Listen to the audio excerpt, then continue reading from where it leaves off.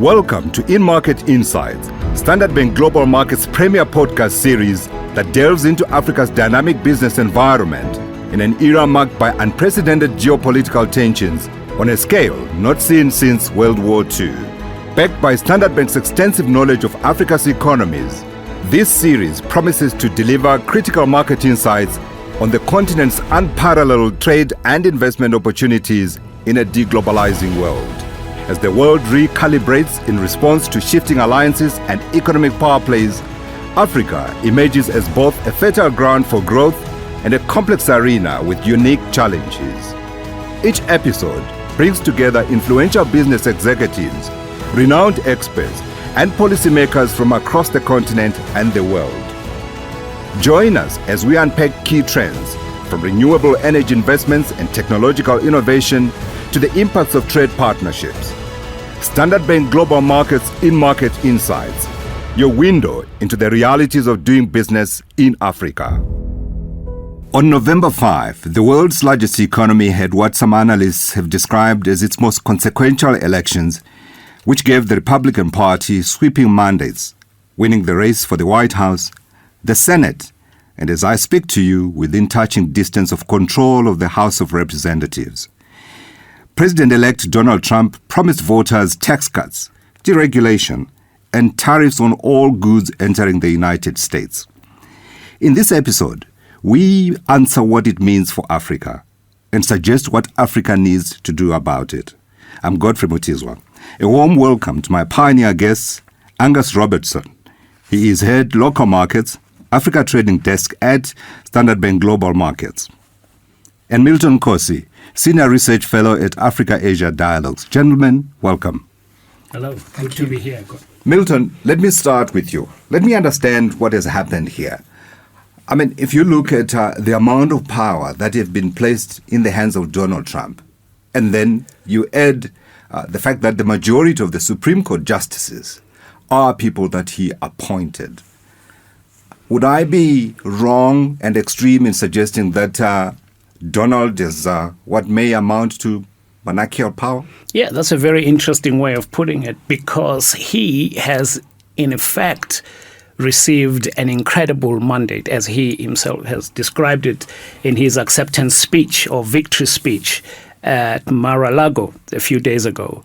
Essentially, if you look at what's happened with the swing states, which are the states that normally swing between Democratic and Republican votes from one election to the next, this time the people who voted for Joe Biden in the last election actually voted for Donald Trump. I mean, he won all the 7 swing states, and we had thought, all the pollsters were saying that Kamala Harris might take Pennsylvania, which has the biggest number of electoral college votes, which is 19, I think, if I'm not mistaken. But what has happened here is that Donald Trump has been given a total man. He's got the Senate by over 2 senators. He's gone from being in the minority in the Senate into the majority. So now when you are passing a bill, it will be very easy for him to pass the bill. For instance, he said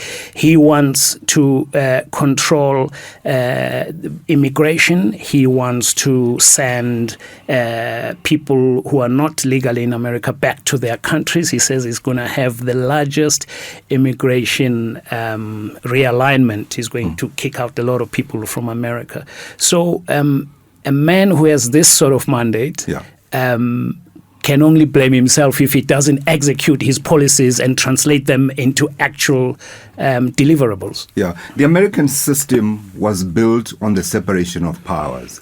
And the electorate in this instance has decided that they would like to concentrate that power in the hands of one man. Any one man, we would say, okay.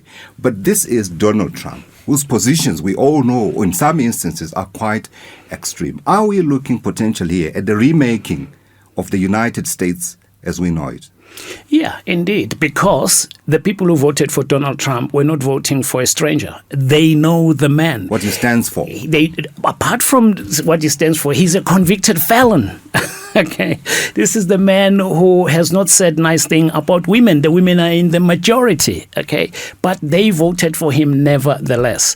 And who said it's the economy stupid? You could bring that phrase back, because that is what was driving this election. People are looking at cost of living, and they're looking at a whole range of other areas of the economy where they're feeling pretty much under pressure. Yeah. And of course, as I said earlier, immigration, a huge factor in how Donald Trump came back and had the biggest comeback in a political comeback in American history. Absolutely. Angus, let me bring you in. In our industry, of course, we like to use words that capture at a glance how things are, so people are able to understand. But sometimes we lose the nuances. I want to understand from people who commit money to assets and make decisions on these decisions, how you viewed that outcome.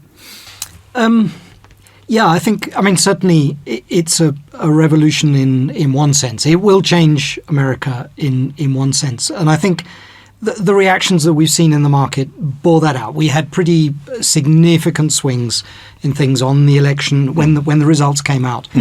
But, how much can he achieve in that time? It's fairly unlikely that he gets to appoint another Supreme Court justice. So there are lots of things that he has already done in his first term. You mentioned the ones he's already appointed. But how much more can he do?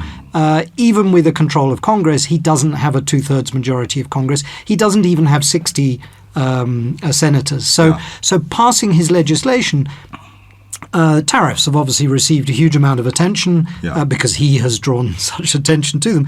And he's made so many promises that it's hard for him to wriggle out.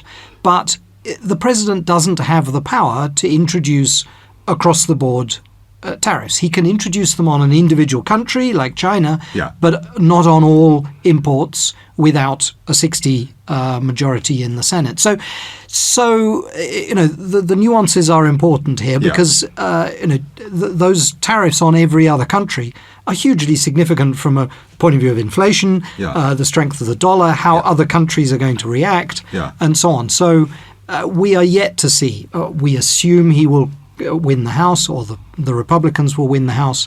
But it's not quite a monarchy yet, right? Okay. But so you made the point at the beginning where you said we are potentially perhaps not in a position where he is able to control everything. But at the same time, the markets have struggled to price this victory. I mean, we saw with the Rand, swing one end, 1782, swing the other end, 1729. Is there a risk here that the markets are underpricing the risk of this presidency? Some have said it's an imperial presidency. I'm looking for big words. Yeah, that's a big one. There's always a risk that the markets are underpricing the risks, right? The markets will try and price for the balance of probabilities. Yeah. And either side of that midpoint of the balance of probabilities, there are extreme outcomes on both sides. Extreme outcomes, there are quite a few that we could mention. I mean, clearly exporting or deporting 12 million people out of a population of 300 and whatever it is, 10, 20 million. That's almost 1% of the workforce if you assume that those migrants are all workers. Yeah. There are a number of things. How do foreign governments react to this? If you're sitting in Beijing right now and you've got an interregnum with a lame duck and you know that Trump is coming in, maybe this is the perfect time to walk into Taiwan, right? Yeah. There are all sorts of things that the market is underpricing the probability of. Yeah. In terms of the Rand has been really on the sidelines of all of this. You mentioned those swings. I think if you look at the performance of the euro, if you're looking currencies, it's been much more one way, right? We've seen a weaker euro, not helped by what's happening in Europe, but the dollar is king at the moment. Absolutely. And that still seems to have quite a long way to go. Let's look at the implications. Let's begin at a global level. Many people are worried, of course, as we begin COP29, that this is a big risk because now you have a man walking into the White House with a lot of clout who is skeptical about the impact of climate change. let's speak to the other risks that potentially here, from a Trump presidency at a global level, are at risk or perhaps are opportunities. Let's not close our eyes, right? Yeah, he calls climate change the world's biggest hoax. Yep. And I think all the climate change programs now must be quaking in their boots because they are facing a very unsupportive American president. I think he's going to definitely, almost certainly, I could say, he's going to undo the Paris Agreement, which has actually done a bit of a ping pong. It was signed and then by Obama, and then he came into power. He then moved the Americans out of the Paris Agreement, and Joe Biden brought it back in, and now it's going to America is going to leave the Paris Agreement again. But there are so many other more serious implications facing the world because of Donald Trump's presidency, second presidency, and it's probably second and last because you can only be an American president twice only. So. We've got Ukraine, which has been supported by Europe by and large, and with the backing of America. America has spent tens of billions of dollars in shoring up Ukraine in its defense against the Russian invasion. And Donald Trump is going to say enough is enough. In fact, he's campaigned that that money shouldn't be going into Ukraine. And that's going to worry all the other states around Ukraine, like Poland, like Finland, because the only way you can actually have a ceasefire with Putin, an agreement, is by saying keep the Donbas, which is the eastern part of Ukraine, keep Crimea, which is a very big strategic point of the Black Sea, because the naval base of the Russian Federation is right on Crimea. And in fact, to a friend of mine, I said it's like the Durban of Ukraine, because on the holidays, everyone goes to Crimea, right? So that is the challenge that Ukraine is facing. Europe is facing an even bigger challenge because they also have trade agreements.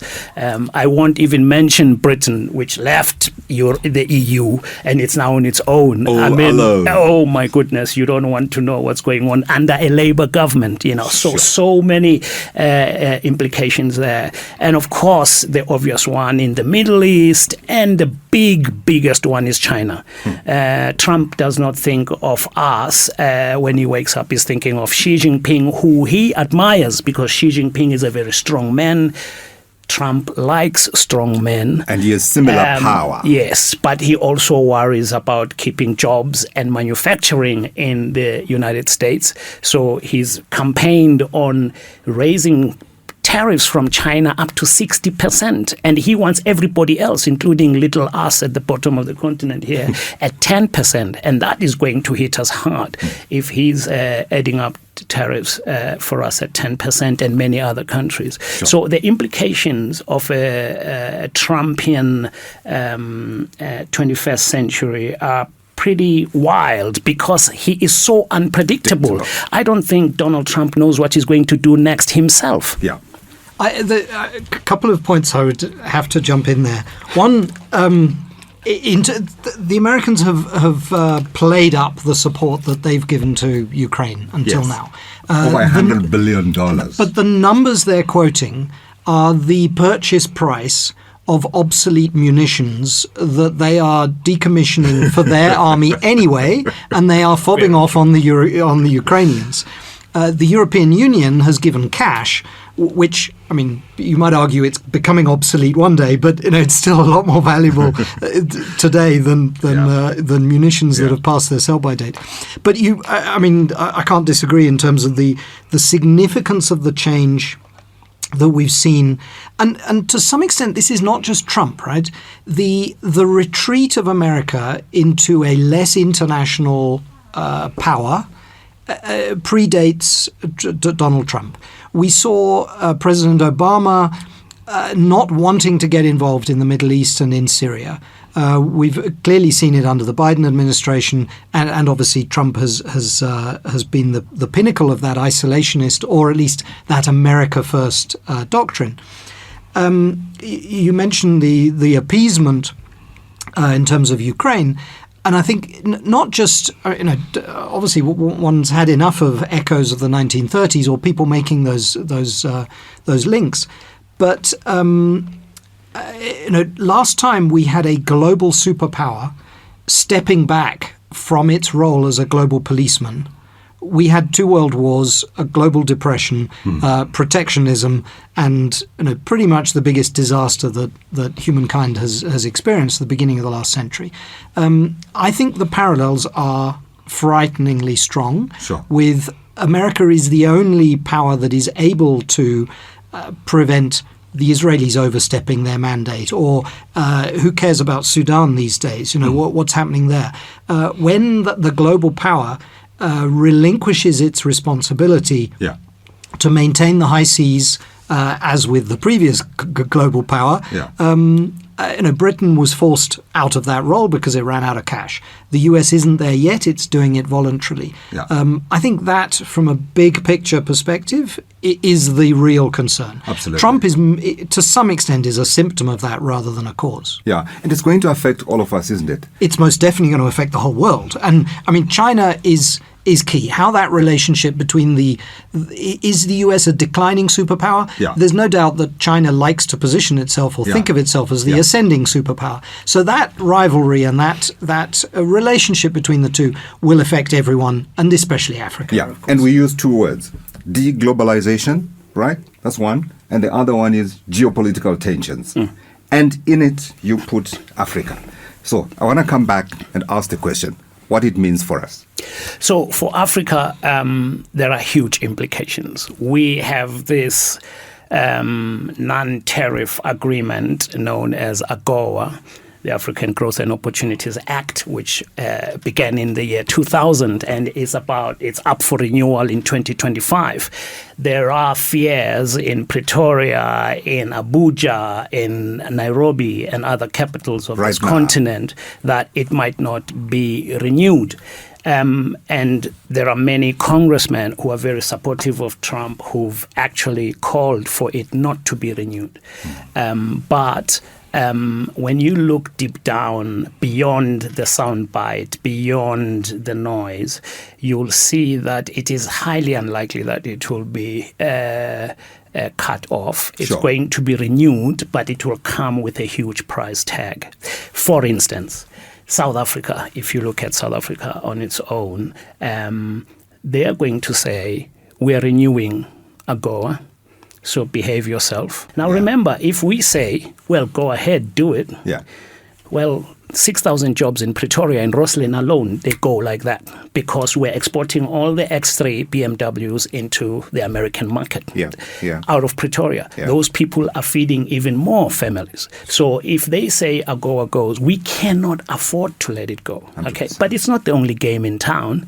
There is PEPFAR, which came under George Bush, which was supporting the HIV and AIDS. Remember, South Africa has got the largest HIV treatment in the world with the antiretroviral. We've forgotten that came from America. And it shows you the power of a superpower when it helps a small country. The money America spends on us is very small in comparison, but for us it means a lot. So we have a serious tango dance between the two superpowers, China or the rising superpower China and the US. And as the African saying goes, when the elephants fight, it's the grass. Absolutely. So that suffers. So we are the grass.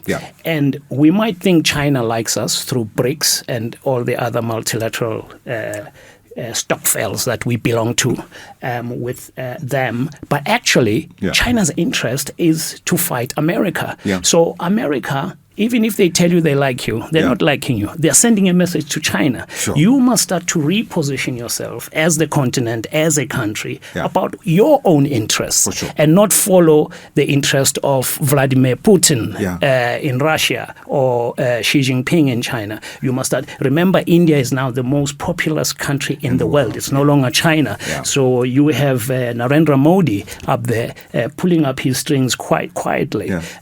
He's got quite a serious US mandate himself. Yeah. So you've got to be careful not to kind of wag your tail too much. Otherwise, you'll be left with egg on your face. Yeah. I was going to say, so two words that have been used to describe Donald Trump. One is transactional.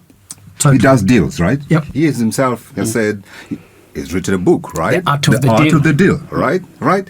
Secondly, at the same time, he is also unpredictable. So you put those two together, is there a potential that from an African perspective, we could be able to stitch something that works for us, working on the personality of the man in front of us? I think so. And I don't see a contrast between transactional and unpredictable. Just on the basis that anybody can bring money to the table or can bring something that meets his interests to the table means that he is able to do a deal with anybody. Sure. I mean, he was ready to do a deal with Kim Jong-un. I think the big one, as we've mentioned, is China. I don't think it's inconceivable that there is a deal to be done with China that ticks his box for the next 4 years, such that He needs to impose the tariffs. well, tariffs are clearly not in China's interests. They're also not in the US interests in terms of inflationary impact, in terms of, there are all sorts of things that the US imports that it can't manufacture themselves. Imposing tariffs is not an easy, it doesn't just raise money the way that Trump likes to present it, right? So if he can avoid it, if he can avoid the confrontation with China, he may well take a deal. I think it's unlikely, but even in such a big case as China, I think it's conceivable that he could do a deal. Now, that makes him totally unpredictable. He likes to present himself as the madman that his opponents can't predict. You put the two together, and definitely that. You mentioned the unpredictability, no, not the unpredictability, but the market being able to price this in. Yeah. Well, if you've got a guy who even likes to present himself as unpredictable and as the potential madman, how do you price for that? Sure. In terms of Africa being able to do deals, maybe there are resources that he needs. The US needs access to South African chromium, to bauxite, to cobalt, copper. The critical minerals. The critical minerals. In the DRC. In the DRC is a good example. Zimbabwe, South Africa, I think, has got a strong hand to play on that front. But what determines whether that deal gets done? Sitting in this room, that's really hard to predict, right? I think just to support your earlier point that even though he has this very big mandate, there are things that he couldn't do, and there are things that he might still not be able to do. Right. For instance, we all know that when he campaigned in the previous election, he campaigned on scrapping the Affordable Health Care Act, better known as Obamacare, which he couldn't do. He couldn't do it. Okay, he wanted to do it. He failed, and there are many signals that he might actually fail to do other things. The world is more complex and more difficult to navigate nowadays in the 21st century than it ever used to be. And therefore, there are no quick and easy answers to some of the intractable problems that the world faces. Not everything is a Donald Trump black and white. We're going to build a wall and then it happens. It doesn't happen like that. The world is much more complex. He's much stronger militarily, more than China. He has over 11 aircraft carriers known as Nimitz. One Nimitz has about 17,000 sailors on it. Nice. And when it leaves its shores going into battle, it is supported by 6 flotilla destroyers.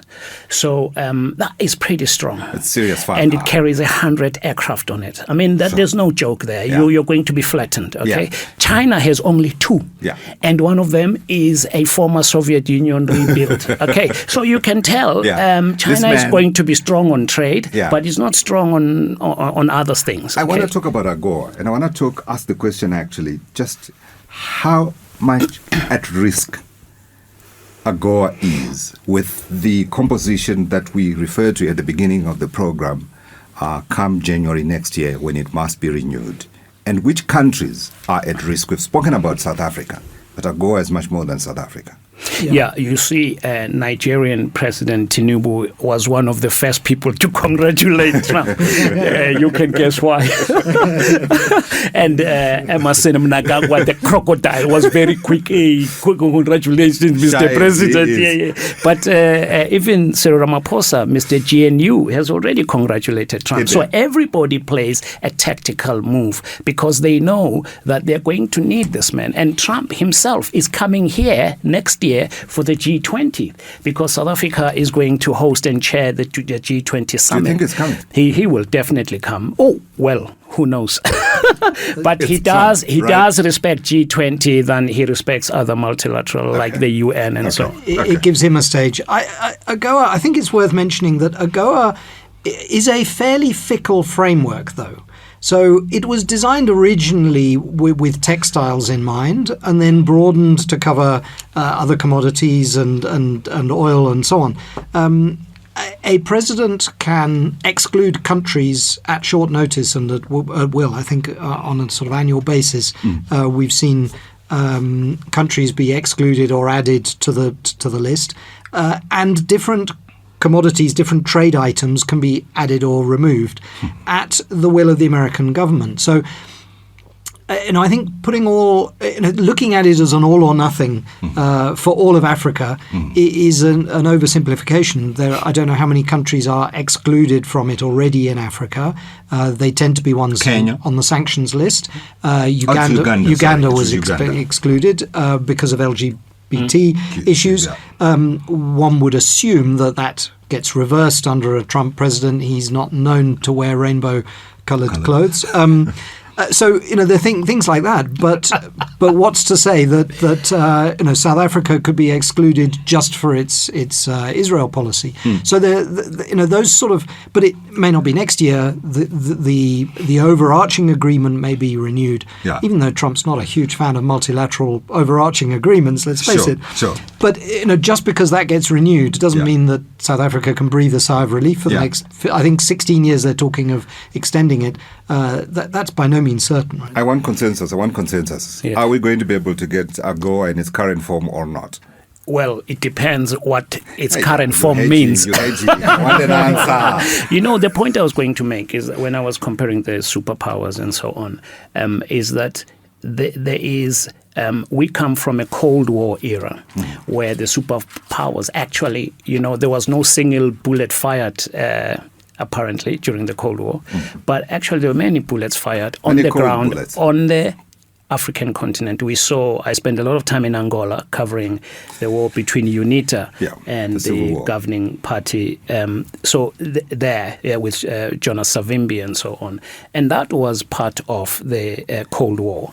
Now we're moving into a new, different type of war, a trade war. Now, the reason why I was mentioning China versus America's strength is because all of that is happening right here on the African continent as well. And therefore, AGOA itself may be an instrument for America to push back on China. China has already put in over $200 billion on this continent. And for America's own influence, they might be thinking, if we take out things like AGOA, the Africans may never like us. Remember, we are the youngest continent on the youngest continent on the planet. True. And therefore, in terms of population, and we are going to give more labor into the world when we look at perhaps around 2050 we'll be exporting more labor to the world, instead of boats on the not sure Trump is a big fan of importing labor though. Exactly. He and Elon Musk actually agree they need to increase the population of America. But I don't want to say other things about Elon Musk, but there is that convergence of mind. Elon, come on stage, Elon. So, I think that AGOA might survive based on that superpower battle. Because America still wants to have its influence. Okay, let's talk about markets. That's a very, very good point. Yes. Angus, let's bring the conversation back to the implications for African markets, in particular the capital markets. We've spoken about the trade side of it. What about for our capital markets? Are there risks to us here that we could potentially see a slowing, if you like, in terms of flows? There's always a risk. the world in general is super dependent on investor appetite from the United States. That's without doubt. And at the moment, if anything, we're benefiting from that upsurge, that risk sentiment is in bullish mode. Deregulation in the US, tax cutting in the US, particularly corporate tax cutting, is going to free up cash. And where's that cash going to go? It's looking for high yields. It's looking for opportunities to earn a good return. In terms of Africa, I think if you're an oil producer, listening to a man come into the White House with the motto of "drill, baby, drill," that's got to be a threat. Sure. We generally would be expecting oil prices to come under pressure, and that's not good news for the oil producers, predominantly Nigeria and Angola, Algeria and a couple of others, Cameroon and so on, are dependent on those oil flows. Uganda's invested a lot into that for the future, but of course it is good news for the oil consumers. You look at a Kenya, at a Zambia, markets that are dependent on fuel imports.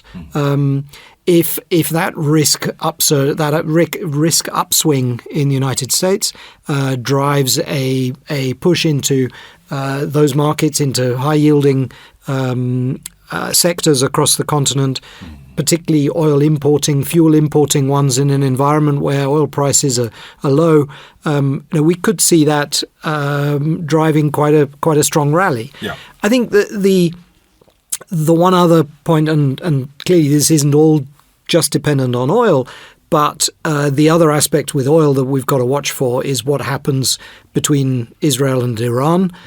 Does this new administration make it more likely that we get a conflict that shuts off the Gulf supplies? It doesn't matter how much Trump wants to drill. Yeah. If they shut off the exports out of the Gulf, that's clearly not good news for oil consumers. I think there are a number of other themes across these markets, but the main other one really is this view that Trump's policies would be inflationary, that will push up the cost of dollar borrowing and ultimately push up the cost of the dollar or the price of the dollar. That is bad news for markets that are dependent on external funding. Yeah. But I think also, the votes of the United Nations are going to be important. There is going to be a movement whether Africa or the African Union or some representative from the continent gets a seat. That is something that the Europeans are beginning to shift on.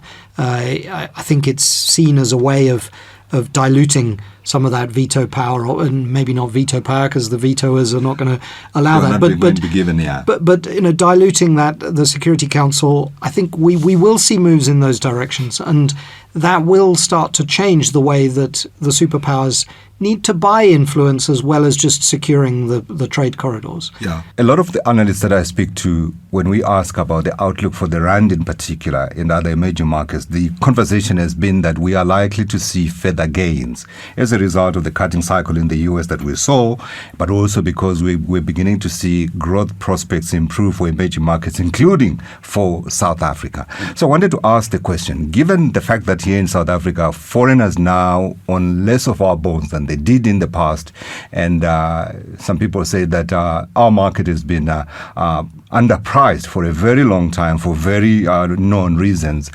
Could we see perhaps those forecasts not being realized because of the change in administration in the US? Well, South Africa, I'm a little bit outside my comfort zone, but you talk of South Africa being devalued. You're talking to somebody who gave up a sterling salary 13 years ago and switched to rand earnings and rand tax levels and so on when I moved here. So yes, I certainly feel the swing we've had there, and that's been a generational one where the markets have generally lost confidence that South Africa was heading in the right direction. Those things are not turned around in a 6-month or a 1-year timescale, right? As has been evident, I look at the value of the rand relative to sterling, the euro, and so on, and where my income used to be. Yeah. And that has been a generational shift or a generational trend that I think is now turning. And so I think that is generally positive. And I think the same applies across the continent, that we've just come through a period of quite significant devaluation of African assets. Yeah. Africa was over indebted. Africa had borrowed up to the eyeballs to pay for projects that were not necessarily productive, and to a large extent has been bailed out. We've seen IMF packages, we've seen defaults. And restructurings in Ghana, in Zambia, in Ethiopia is going through it, I suppose. Egypt had a very significant devaluation, an IMF bailout. Nigeria, obviously, a very big devaluation. That all makes African assets significantly more attractive than they were 2 years ago. So going back to your starting point with, are we going to see funds flowing back in? Well, if we can't get them flowing back in now, then we've really got a challenge because these are as attractive levels as we've seen in a very long time. Yeah. And I think the global backdrop is not a bad one. If we are in an inflationary cycle, that should see commodities in demand. This is playing on Africa's home turf, really, in terms of where we're going over the next few years, I think. One big country we haven't mentioned in the conversation, we did broadly in the context of Ukraine, mention is Russia. And I want to bring it to the table in the context of the fight for the continent that you referenced, and speak about that Lobito corridor, which we have seen buy-in from the U.S. And by the way, the biggest U.S. investment on the continent. How much at risk is it from the Trump administration? Yeah, so that has been approved because that's the corridor that will run a railway line between the Atlantic and the Indian Ocean. To the Indian Ocean. Exactly. to the Atlantic. To the Atlantic, flowing west rather than east. Yeah. Exactly, yeah. And this is a very anti-intra-Africa trade infrastructure investment. Sure. Because we all know in colonial times, all the railway lines, the reason why they run from the inland into the coast is for the minerals to get to the ships. And they still do. They still do. Yeah. And now we're having a new one, okay? Yeah. When in fact the railways need to be going north to south so that you improve on intra-Africa trade, because that's what will increase Africa's economic growth and so on. But the Lobito corridor is a very important investment for countries like Zambia. Sure. I know that President Hichilema is very keen on it.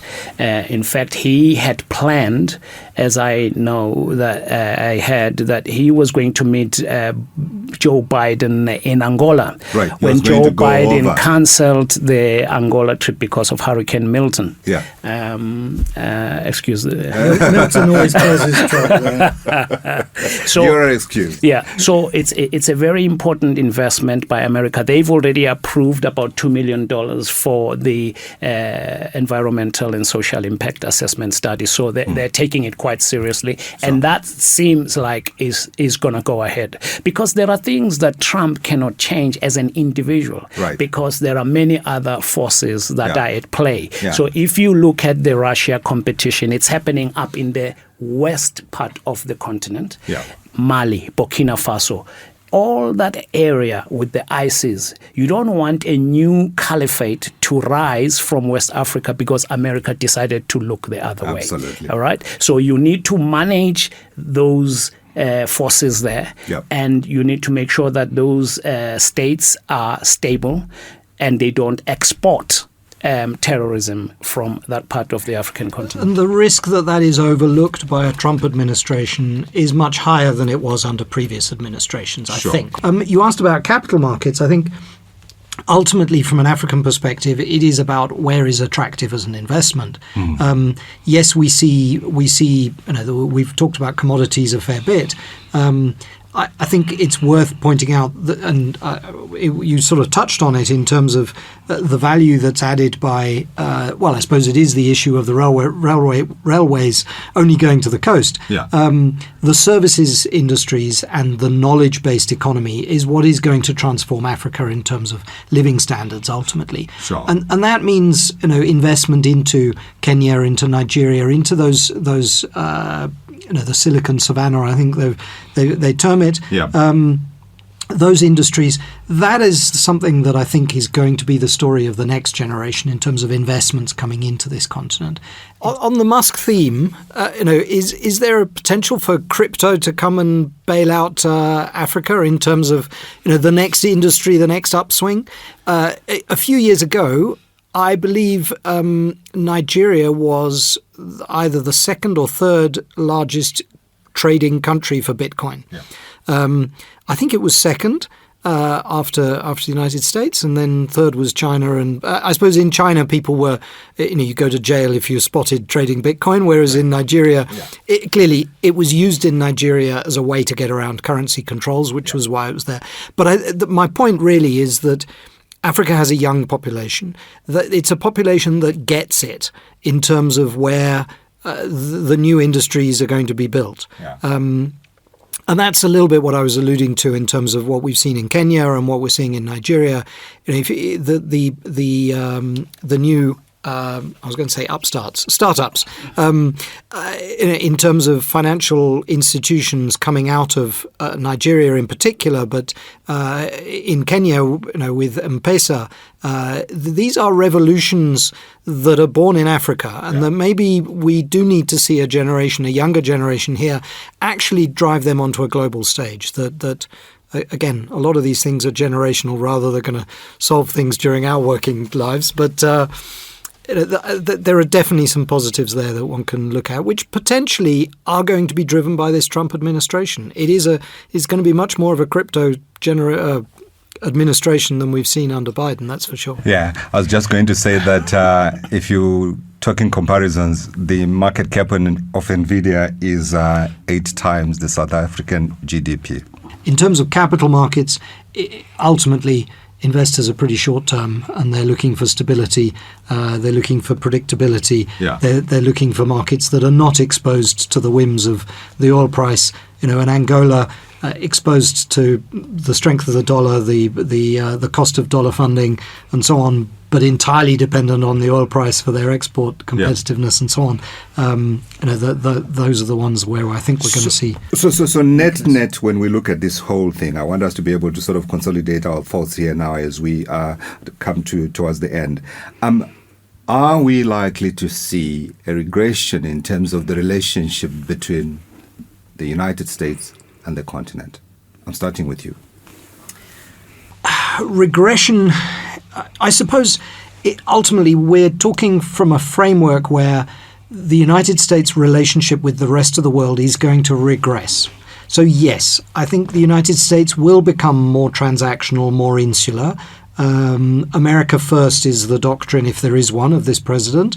But I think it would be wrong to see that as negative necessarily for Africa. This isn't a policy that is deliberately negative towards Africa in the way that Trump may want to present himself as deliberately antagonistic or negative towards China. Clearly, if Africa is perceived to be on China's side and the China rivalry becomes the main driver of a new Cold War, then that's not good news for Africa, clearly. But I don't think any of that is set in stone. So if you look at the southern border of America, which is very much central in the immigration debate there, a lot of the people crossing the border are not from Mexico per se. They come from Latin America and they come from other parts of the world. Insofar as Africa is concerned, in the Border Control Agency recorded about 13,000 Africans crossing from the southern border of the U.S. into America. And that number rocketed to 58,000 in 2023. Now, that might have some sort of an effect with the African continent and Mr. Trump in how he deals with that, because that kind of falls straight into his immigration policy. And he might want African leaders to come. Remember, he once called African countries shitholes. I wasn't going to repeat it. Well, it has to be repeated because he's on a repeat himself. True. But I think that that might bring him to try and have a conversation, because these people are not just going to America because they like the Statue of Liberty, okay, or they like McDonald's hamburgers. It's because they are fighting conflicts. And therefore, if you stop the conflicts, which was Thabo Mbeki's logic when he started African Renaissance and NEPAD, that you must stop the wars where they are happening, then you'll stop the people coming knocking on your door. Absolutely, and, he was right. And Trump will follow the same logic, we hope. They're not just fleeing conflict, though, right? I mean, economy is still the main driver of migration. But two other points, just very quickly, in terms of American isolationism. Does American isolationism ultimately drive a greater push towards integration within Africa? And if you can't rely on external parties, maybe Africa needs to rely more on itself. That, I think, is a question that will only become, I mean, this is a generational question rather than just a Trump one. The other one is around, at the moment, Africa is very dependent on the Washington Consensus institutions, the IMF and the World Bank.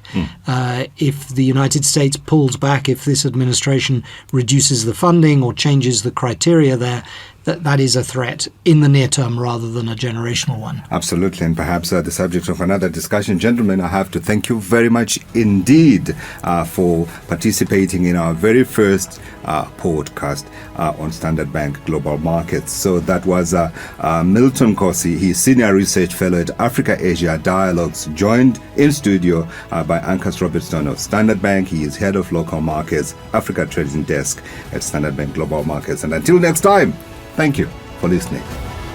You have been listening to Standard Bank Global Markets in Market Insights, your window into the realities of doing business in Africa. Until next time, goodbye.